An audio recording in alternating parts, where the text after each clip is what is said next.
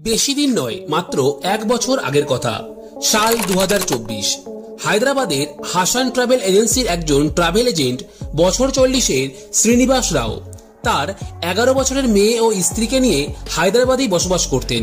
একদিন মোবাইলে দেখেন সহজেই রামি খেলে অতি অল্প সময়ে অনেক অর্থ উপার্জন করা যায়। অভাবের সংসার, এত সহজেই অর্থ উপার্জনের পথ দেখে আর লোভ সংবরণ করতে পারলেন না। শুরু হলো রামি খেলা। ডাউনলোডের পাশাপাশি স্ক্রিনে উঠে এলো লাখ লাখ টাকা উইনারদের ছবি। কিন্তু সে কখনোই বুঝতে পারেনি তার এই লোভ তাদের পরিবারকে কয়েক মাসের মধ্যে শেষ করে দেবে। প্রথমে কিছুদিন জয়ের মুখ দেখলেও কয়েক দিনের মধ্যেই তিনি এতটাই আসক্ত হয়ে পড়েন 15 লক্ষ টাকারও বেশি ঋণ করে রামি খেলতে শুরু করেন। সর্বশান্ত হয়ে দেনার দায়ে আর পাওনাদারদের চাপে অবশেষে যখন আর কোনো পথ থাকলো না, তার 11 বছরের মেয়ে ও তার স্ত্রীকে নিয়ে পাশের হিমাবতী খালে ঝাঁপিয়ে আত্মহত্যা করেন। ওই একই বছরে জানুয়ারিতে বেঙ্গালুরুতে একজন ল্যাব টেকনিশিয়ান ও একজন অটো চালক রামি অ্যাপে 10 লক্ষ টাকারও বেশি হারানোর পর আত্মহত্যা করেন। দেখতে গেলে ভারতে এই অনলাইন মানি গেমের জন্য গত 31 মাসে 32টি সুইসাইড কেস সামনে এসেছে, যার সর্বশীর্ষে রয়েছে বেঙ্গালুরু। সরকার অনেক রকম ভাবেই এই অনলাইন গ্যাম্বলিংকে বন্ধ করার চেষ্টা করেছিল। অনলাইন মানি গেমসের উপরে 28% ট্যাক্সও আরোপ করা হয়েছিল এবং অনেক বিধিনিষেধ আরোপ করা সত্ত্বেও কোনোভাবেই এই ক্রাইসিস আটকানো যায়নি।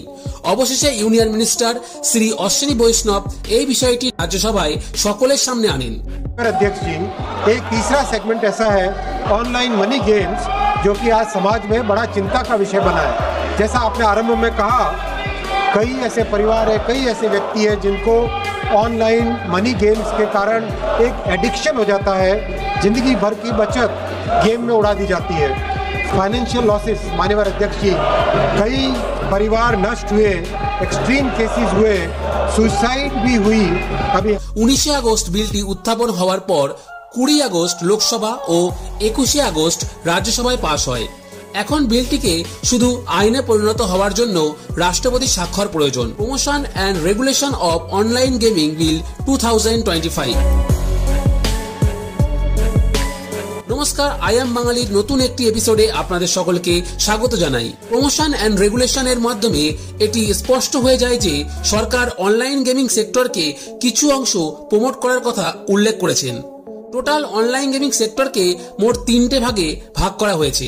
এক, স্পোর্টস, দ্বিতীয়ত অনলাইন সোশ্যাল গেমস ও তৃতীয়ত রিয়েল মানি গেমস। প্রথম ক্যাটাগরি অর্থাৎ স্পোর্টস এর মধ্যে BGMI, call of duty, free fire ইত্যাদি এই সকল গেমগুলো অন্তর্ভুক্ত। সরকার এই সকল গেমকে প্রমোট করতে চায়।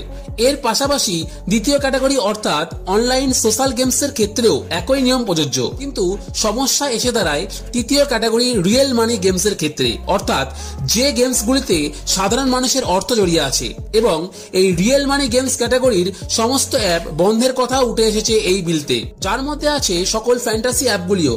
আইপিএল এর ক্রিকেট থেকে ইন্টারন্যাশনাল ক্রিকেট, ফুটবল, কাবাডি, সকল ক্ষেত্রেই fantasy games, dream 11, my team 11, my circle 11, MPL সকলের নাম আমাদের জানা, যা আজ সব বন্ধ হতে চলেছে। সহজ ইন্টারফেস, প্রিয় প্লেয়ারদের প্রমোশন আর তার সাথে সহজে কোটিপতি হওয়ার প্রলোভন, সব মিলিয়ে এক বিশাল ট্র্যাপ। ক্রমশই ফেঁসে চলেছে সাধারণ মানুষ। অপরদিকে কোম্পানিগুলি দিন প্রতিদিন মুনাফা লুটেই যাচ্ছে।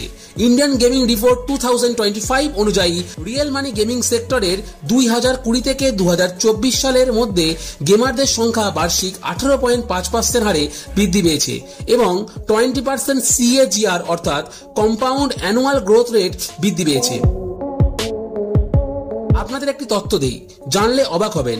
সেবির তথ্য অনুযায়ী ভারতবর্ষে টোটাল ডিম্যাট অ্যাকাউন্টের সংখ্যা প্রায় 20 কোটি, অর্থাৎ মোটামুটি 20 কোটি মানুষের শেয়ার মার্কেটে অর্থ বিনিয়োগ করে।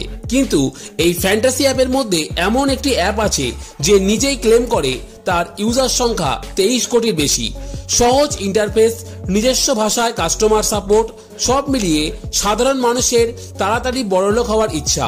শেষ পর্যন্ত অ্যাডিকশনে পরিণত হয় লস আর লস, আর শেষে বেঁচে থাকে একটাই পথ, সুইসাইড। ফ্যান্টাসি গেম এমনই একটি ট্র্যাপ যেখানে গ্যাম্বলিংকে নাম দেওয়া হয় স্কিল, রিস্ককে নাম দেওয়া হয় ফান। সরকারি তথ্য অনুযায়ী এই অনলাইন মানি গেমসের দরুন প্রায় 45 কোটির বেশি মানুষ আর্থিকভাবে বিপুল ক্ষতিগ্রস্ত হয়েছে এবং প্রায় 20,000 কোটি টাকারও বেশি ক্ষতির সম্মুখীন হতে হয়েছে সাধারণ মানুষকে, যার ফলে ভারত সরকারের তরফ থেকে একটা কড়া পদক্ষেপ নেওয়া হয়েছে। সরকারের তরফ থেকে এই বিষয়টি সুনিশ্চিত করা হয়েছে central online gaming authority set up for regulation establish করা হবে, যাতে ইউজাররা বেটিং অ্যাপসে অ্যাক্সেস না করতে পারে এবং অনলাইন প্ল্যাটফর্ম গেমিং এর নজরদারির জন্য। টিভি থেকে শুরু করে সর্বত্রই ইনফ্লুয়েন্সারদের ছড়াছড়ি, সে ড্রিম 11 হোক কি রামি কিংবা মাই 11 সার্কেল, কিন্তু তাদের আর দেখতে পাওয়া যাবে না, কারণ এই কাজের জন্য তাদের বিপুল টাকা ফাইন হতে পারে। এই ধরনের বিজ্ঞাপনের জন্য 2 বছরের জেল এবং 50 লক্ষ টাকা পর্যন্ত জরিমানা হতে পারে। একইভাবে কোনো কোম্পানি বা সংস্থা অনলাইনে রিয়েল মানি গেম চালালে 3 বছর পর্যন্ত কারাদণ্ড এবং 1 কোটি টাকা পর্যন্ত জরিমানা হতে পারে। শুধু তাই নয়, বারবার অপরাধ করলে কঠোর শাস্তির সম্মুখীন হতে হবে, যার মধ্যে 5 বছর পর্যন্ত কারাদণ্ড এবং 2 কোটি টাকা পর্যন্ত জরিমানা হতে পারে। ভারতবর্ষ এমনই একটি দেশ যেখানে কোনো ক্রাইম করলে সহজেই বেল পাওয়া যায়, কিন্তু গভর্নমেন্ট এই বিষয়টি এতটাই অ্যাওয়ারনেস দেখিয়েছে যে সকল অফেন্সগুলোই কগনিজেবল অফেন্সের অন্তর্গত করা হয়েছে এবং যার ফলে পুলিশ ওয়ারেন্ট ছাড়াই গ্রেপ্তার করতে পারে। গেমিং ইন্ডাস্ট্রিগুলি হাত গুটিয়ে বসে নেই, তারাও সরকারের কাছে কিছু আর্জি জানিয়েছে। গেমিং ইন্ডাস্ট্রি থেকে উঠে আসা কথাগুলি একেবারে অযৌক্তিক নয়। প্রথমত, অনলাইন গেমিং হার্মফুল, ঠিক আছে, তবে টোবাকো, অ্যালকোহল এগুলো তো সমাজের জন্য অত্যন্ত ক্ষতিকারক। সরকার এগুলোকে রেগুলেশনের মধ্যে এনেছে কিন্তু সম্পূর্ণ বন্ধ করে দেয়নি, তাহলে গেমিং ইন্ডাস্ট্রির ক্ষেত্রে কেন এমন টার্গেট করা হচ্ছে? দ্বিতীয়ত, বর্তমানে আইটি সেক্টরের কি অবস্থা তা আমরা জানি। এত বড় একটি ইন্ডাস্ট্রি বন্ধ হয়ে যাওয়ায় প্রচুর মানুষ জবলেস হবে এবং তাদের রুজি রোজগার নিয়েও প্রশ্ন উঠে এসেছে। তৃতীয়ত, ইউএস, ইউকে এবং অস্ট্রেলিয়ার মতো বিভিন্ন রেগুলেশন এনে, যেমন লাইসেন্স এগ্রিমেন্ট, ডিপোজিট লস এনে, যাতে করে ইউজাররা প্রোটেক্টেড থাকে, স্ট্রিক্ট কেওয়াইসি রুল ইত্যাদির মাধ্যমে অনলাইন রিয়েল মানি গেমিং অ্যাপগুলোকে রেগুলেশনের মধ্যে দিয়ে চালানো যেত, যেমন বিশ্বের অন্যান্য দেশগুলো তা আজও লাগু রেখেছে। তবে এই ফ্যান্টাসি অ্যাপগুলি থেকে কম রেভিনিউ আসে না ভারত সরকারের।